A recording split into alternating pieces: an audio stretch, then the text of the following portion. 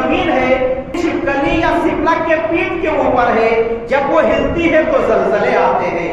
کسی کا کہنا ہے کہ یہ زمین کچھوے کے پیٹ کے اوپر ہے، وہ جب آرام کرنے کے لیے تھوڑی سی حرکت کرتی ہے تو زلزلے آتے ہیں۔ کسی کا یہ کہنا ہے کہ ایک گائے کے ایک بیل کے سینگ کے اوپر یہ زمین ہے، جب وہ اپنی سینگ کو بدلتی ہے تب جا کر کے یہ زلزلہ رونما ہوتا ہے۔ سائنس دانوں کے اندر بھی مختلف قسم کے آرا پائے جاتے ہیں۔ سائنس دانوں نے جو مفروضے بیان کیے ہیں وہ اسباب ہو سکتے ہیں، لیکن ایک مومن یہ سوچتا ہے کہ حقیقی معنوں میں دنیا کے اندر جو حادثات ہوتے ہیں، آفات آتے ہیں، یقیناً کچھ نہ کچھ سبب ہوتا ہے، لیکن مسبب الاسباب کون ہے؟ یہ سبب پیدا کرنے والا کون ہے؟ یقینی طور پر جو اللہ رب العالمین اس پورے کائنات کا خالق اور مالک ہے، وہی اللہ رب العالمین جب جو چاہتا ہے وہ کرتا ہے۔ اللہ رب العالمین کا جب حکم ہوتا ہے تو اس قسم کے واقعات رونما ہوتے ہیں اور پھر زلزلے جنم لیتے ہیں۔ میرے بھائیوں اور بہنوں، دنیا کی تاریخ حادثات اور قدرتی آفات سے بھری پڑی ہوئی ہے۔ بعض حادثات اور قدرتی آفات نے تو انسانی آبادی کے ایک بڑے حصے کو چشم زدن میں صفحہ ہستی سے مٹا کر کے رکھ دیا ہے۔ پچھلے کچھ سالوں سے زلزلے کثرت سے آ رہے ہیں۔ اب سوال یہ پیدا ہوتا ہے کہ یہ زلزلے کیوں آتے ہیں؟ پہلا جو وجہ ہے وہ یہ ہے کہ اللہ سبحانہ و تعالی اپنی قدرت کاملہ دکھلاتا ہے۔ اللہ رب العالمین کائنات کے لوگوں کو بتانا چاہتا ہے، اے کائنات کے لوگوں، اس کائنات کو میں نے پیدا کیا، زمین کو میں نے پیدا کیا، تمہارے واسطے قرار کی جگہ بنائی، تمہارے واسطے فرش بنایا۔ اس زمین کے اوپر تم پیدا ہوتے ہو، یہاں چلتے پھرتے ہو، یہاں کمائی کرتے ہو، بڑی بڑی بلڈنگیں بناتے ہو، عیش و عشرت کی زندگی گزارتے ہو۔ اگر کچھ ترقی کر لی اس زمین کے اوپر رہ کر کے تو غرور اور گھمنڈ کے شکار ہو جاتے ہو، تم اللہ رب العالمین کو بھلا دیتے ہو۔ سن لو، جو اللہ رب العالمین تمہیں اس زمین کے اوپر رہنے کے واسطے اس زمین کو قرار گاہ اور فرش بنایا، وہ اللہ رب العالمین تمہیں اپنی قدرت کاملہ کے ذریعے سے اس زمین پہ دھسانے پر قادر ہے۔ چنانچہ سورۃ الانعام سورہ نمبر 6 کی آیت نمبر 65 کے اندر اللہ سبحانہ و تعالی ارشاد فرماتا ہے، قُلْ هُوَ الْقَادِرُ عَلَىٰ أَن يَبْعَثَ عَلَيْكُمْ عَذَابًا مِّن فَوْقِكُمْ۔ اے نبی رحمت صلی اللہ علیہ وسلم، آپ قرآن کے ذریعے سے کائنات کے سارے لوگوں کو کہہ دیجئے کہ وہ اللہ رب العالمین ہے جو اس بات پر قادر ہے کہ تمہارے اوپر سے آسمانی عذاب نازل کرے، او من تحت ارجلکم، اور اللہ سبحانہ و تعالیٰ اس بات پر بھی قادر ہے کہ زمین کے نیچے سے تمہارے اوپر عذاب نازل کرے، یعنی یہ زمین پھٹ جائے گی، تم زمین پہ دھس جاؤ گے، زمین کو اللہ ہلائے گا، سارے مکانات گر جائیں گی، تباہ اور برباد ہو جائیں گی۔ او یلبسکم شیعا ویذیق بعضکم بأس بعض، یا تو تم لوگوں کو گروہ میں بانٹ دے گا اور آپس میں لڑا کر کے ایک دوسرے کا مزہ چکھا دے گا۔ تو اللہ سبحانہ و تعالیٰ نے اس آیت کریمہ میں عذاب کے 3 شکل بیان کی ہے اور کہا ہے قدرت کاملہ میرے پاس ہے، میں چاہوں آسمانی عذاب کے ذریعے سے تمہیں ہلاک اور برباد کر دوں، میں چاہوں زمینی ہلاک کے ذریعے سے تمہیں اور برباد کر دوں، اور میں چاہوں تو پھر تم لوگوں کو آپس میں لڑا بھڑا کر کے ایک دوسرے کا قتل و غارت غری کرا کر کے تم لوگوں کو ہلاک اور برباد کروں۔ لیکن سوال یہ پیدا ہوتا ہے، اللہ رب العالمین لوگوں کو ہلاک کیوں کر رہا ہے؟ اللہ رب العالمین لوگوں کے اوپر عذاب کیوں لا رہا ہے؟ اللہ سبحانہ و تعالیٰ نے فرمایا، انظر کیف نصرف الآیات لعلہم یفقہون، یہ میں ایسا کر رہا ہوں تاکہ میری نشانیوں کو تم لوگ دیکھو اور میری نشانیاں دیکھ کر کے سمجھو، اللہ رب العالمین کو پہچاننے کی کوشش کرو، اللہ رب العالمین کی معرفت حاصل کرو، اللہ رب العالمین کی عبادت و ریاضت کرو، اللہ رب العالمین کی اطاعت و فرما برداری کرو۔ اللہ سبحانہ و تعالیٰ نے سورۃ الاسراء سورہ نمبر 17 کی آیت نمبر 59 کے اندر ارشاد فرمایا کہ یہ عذاب میں کیوں لاتا ہوں؟ کہا وَمَا نُرْسِلُ بِالْآيَاتِ إِلَّا تَخْوِيفًا، ہم یہ نشانیاں اس لیے لاتے ہیں لوگوں کے اندر تاکہ لوگ ڈر جائیں، اللہ رب العالمین کا خوف کھا جائیں اور پھر اللہ رب العالمین کی طرف رجوع ہو جائیں۔ زلزلے آنے کی दूसरी वजह हमारी बदआमालियां हैं। जब इंसान गुनाह का काम करता है तो अल्लाह रब्बुल आलमीन अजाब नाजिल करता है। चुनांचे देखिए पिछली कौमों पर भी अल्लाह रब्बुल आलमीन ने उनके करतूतों की वजह से अजाब नाजिल किया। जब असहाबे मदयन ने शुएब अलैहिस्सलाम की कौम ने अपने नबी को झुठलाया, उनके बताए हुए तरीके पर अमल नहीं किया, इसी तरीके से कौम समूद ने सालेह अलैहिस्सलाम का इनकार कर दिया, उनका मजाक उड़ाया, कुफ्र और शिर्क का इर्तिकाब किया। फिरौन के मानने वालों ने भी जब मूसा अलैहिस्सलाम का इनकार कर दिया तो अल्लाह सुब्हानहू व तआला इन तीनों कौम के ऊपर अजाब नाजिल किया।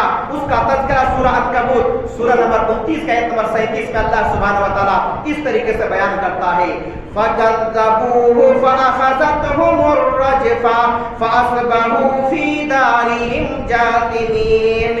उन लोगों ने अपने नबियों को झुठलाया तो ज़लज़ले ने उसको पकड़ लिया और वो लोग अपने घरों में बैठे बैठे मुर्दे पड़े हुए रह गए।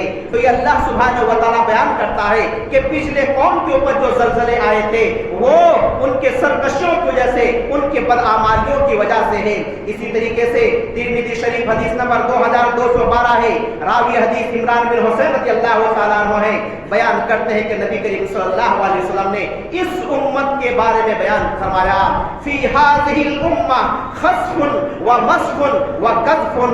इस उम्मत के अंदर अजाब जो आएगा वो जमीन का धसाना आएगा और चेहरे और शक्ल और सूरत का बदल देना आएगा। फक़ाल रजुलुन मिनल मुस्लिमीन, एक मुसलमान ने उस वक्त नबी सल्लल्लाहु अलैहि वसल्लम से पूछा, या रसूल अल्लाह व मता ज़ाक, ये ज़लज़ले वगैरह ये जमीन में धसाए जाने का वाक़या कब होगा? आप सल्लल्लाहु अलैहि वसल्लम ने इरशाद फरमाया, इज़ा ज़हरतिल क़ैनात, जब नाचने वालियां जाहिर हो जाएंगी, वल माज़िफ और गाने वालियां जाहिर हो जाएंगी, व शुरबतिल खुमूर और कफरत से शराब पिया जाने लगेगा। मेरे भाइयों और बहनों जरा देखिए, जरा गौर कीजिए, क्या गाने बाजे वालियां आज हमारे मुआशरे और सोसाइटी के अंदर आम नहीं हो गई हैं? आज तो दीन के नाम पे, कव्वाली के नाम पे, उर्स के नाम पे आप देखिए किस तरीके से ढोल ताशे बजाए जाते हैं, डीजे गाजे बजाए जाते हैं। शादी ब्याह जिसे अन-निकाह मिन सुन्नती नबी सल्लल्लाहु अलैहि वसल्लम ने कहा, इसमें भी ये नाचने वाली आम हो गई है, गाने वाली आम हो गई है। और नबी करीम सल्लल्लाहु अलैहि वसल्लम ने एक रिवायत के अंदर ये भी बयान फरमाया कि गाने बाजे वाली घरों के अंदर दाखिल हो जाएंगी, कयामत की निशानी पूरी हो गई। और मोबाइल के जरिए से, टीवी के जरिए से हमारे घरों में गाने और बाजे वाली आ गई हैं। मेरे भाइयों और बहनों, इससे इज्तिनाब करना पड़ेगा। टीवी का गलत इस्तेमाल छोड़ना पड़ेगा, मोबाइल का गलत इस्तेमाल छोड़ना पड़ेगा, गाने बाजे वालियों से परहेज करना पड़ेगा और इस तरीके से शराब नौशी वगैरह से भी इज्तिनाब करना पड़ेगा। आइए आगे चलते हैं। तीसरे नंबर पे नबी रहमत सल्लल्लाहु अलैहि वसल्लम ने इरशाद फरमाया, ये ज़लज़ले क्यों आते हैं? सही बुखारी हदीस नंबर 1036 से नबी रहमत सल्लल्लाहु अलैहि वसल्लम ने इरशाद फरमाया, ला तक़ूमुस साअतु हत्ता युक़बदल इल्मु व तकसुरत ज़लाज़िल।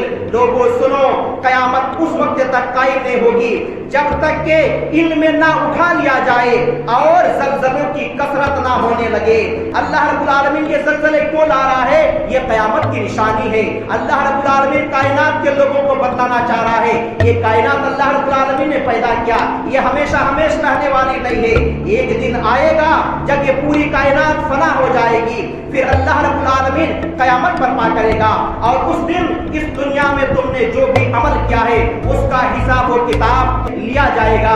मेरे भाइयों और बहनों, हमारा रब हमसे नाराज हो गया है। चलो हम अपने रब को मनाने की कोशिश करते हैं, रब के सामने सर पर सुजूद हो जाते हैं। जब हमारे असलाफ के जमाने में ज़लज़ला आया करता था तो वो लोग फौरन तौबा इस्तिग़फ़ार करते थे, नमाज की पाबंदियां करते थे, रोजा ज्यादा से ज्यादा रखने की कोशिश करते थे और अल्लाह रब्बुल आलमीन को मनाने की कोशिश करते थे। अफसोस की बात है, आज दिन ब दिन कहीं ना कहीं इस तरीके से भयानक ज़लज़ले आ रहे हैं, लेकिन हमारे कानों में जू तक नहीं रह रही है। अल्लाह रब्बुल आलमीन बतलाना चाह रहा है, ऐ कायनात के लोगों, لوگوں اللہ رب العالمین سے ڈرو، اللہ رب العالمین کی طرف رجوع ہو جاؤ، اللہ رب العالمین کو منوانے کی کوشش کرو۔